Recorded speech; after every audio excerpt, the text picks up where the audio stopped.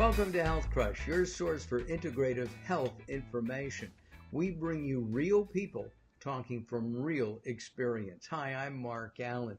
We're going to take a look at gluten from a natural point of view.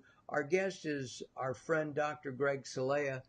He is not only a chiropractor and nutritionist, he's a functional medicine specialist.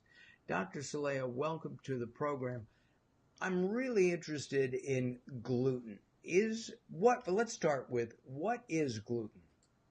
Hey, Mark. So right off the start, we've got about 18 million Americans that have sensitivity to gluten. And it's hard to even say if that's accurate because people may not even know they have it. And some of the testing is a problem.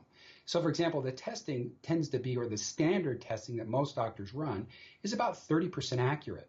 And gluten is a protein, gluten and gliadin, that's common in wheat, barley, rice, spelt, and KAMUT.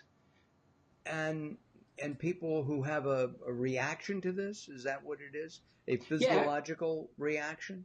absolutely. Most people think that it's just a digestive or abdominal discomfort. And you have to remember that celiac disease, which is a gluten issue, is only in about 1% of the population. You have about 55 other autoimmune diseases that can be related to gluten. And so we have to make sure, number one, that you have the correct testing.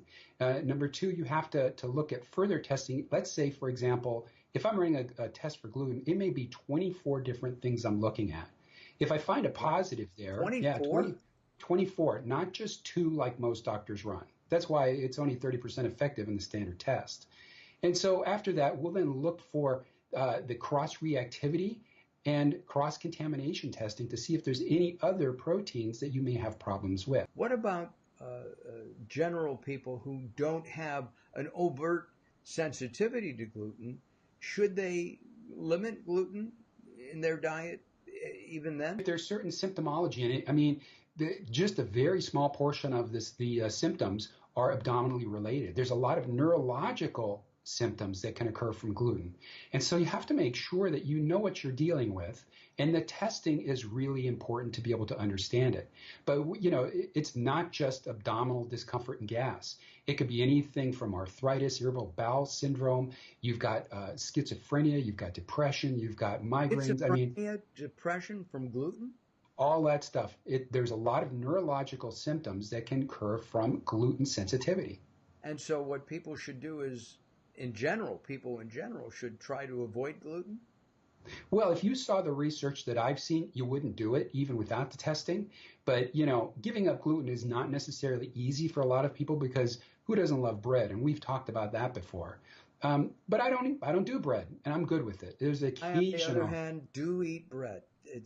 But it's in everything. It's used as a thickener in ice cream and yogurt and other products. And of course, we should talk about at some point dairy. Is dairy good for you or not? Give us a wrap up, if you would, about gluten in about 20 seconds. Gluten can be a protein issue that you have to make sure that you don't have, because if you do have a problem with gluten and or autoimmunity, you could have quite a bit of issues come up in your health. So the proper testing is really important to make sure that you have. And if you do have it, you've got to research and look at everything you eat. I'm Mark Allen for Health Crush. We'll see you next time.